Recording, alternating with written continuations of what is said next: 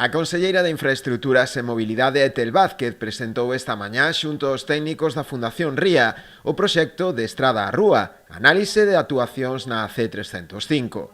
Segundo ela, tratase dunha actuación ambiciosa, integral e transformadora nesta estrada de carácter autonómico, impulsando actuacións de humanización en 5 travesías da mesma: Palmeira e Coroso en Ribeira, o centro urbano da Pobra, Escarabote en Boiro e Taragoña en Rianxo.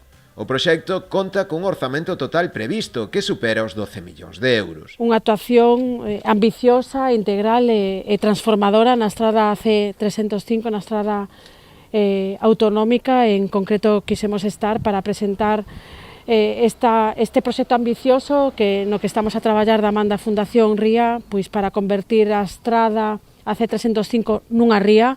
E o certo é que estamos a falar de 5 intervencións ao longo de 5 kilómetros para facer a estrada autonómica C305 máis accesible, máis humana, onde pois exista unha mellor convivencia armónica entre os peóns, que son os usuarios máis vulnerables e que para nós son prioritarios, e os vehículos. Tomarase como proxecto piloto de referencia a actuación prevista para Palmeira. Será a primeira en iniciarse e, segundo as estimacións que manexa a propia Consellería de Infraestructuras, prevese que as obras saian a licitación xa a finais de ano, para comezar na vindeira primavera. En Palmeira estamos xa desenvolvendo o proxecto construtivo e a nosa previsión é contar co ese proxecto construtivo este mesmo ano e a partir de aí aprobar e supervisar e licitar este mesmo ano a mellora da travesía de Palmeira na C305, actuando nun kilómetro, 2,2 millón de euros. Me parece unha gran iniciativa,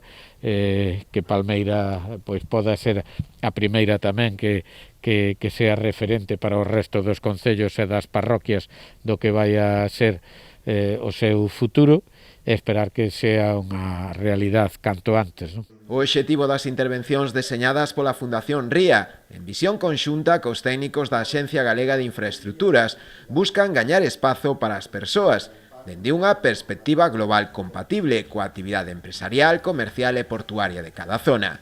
Trátase, en definitiva, de dar prioridade á mobilidade peonil, promovendo aparcadoiros disuasorios máis afastados do centro neurálxico de actividade, mellorando tamén o acceso ao transporte público e ampliando as beirarrúas.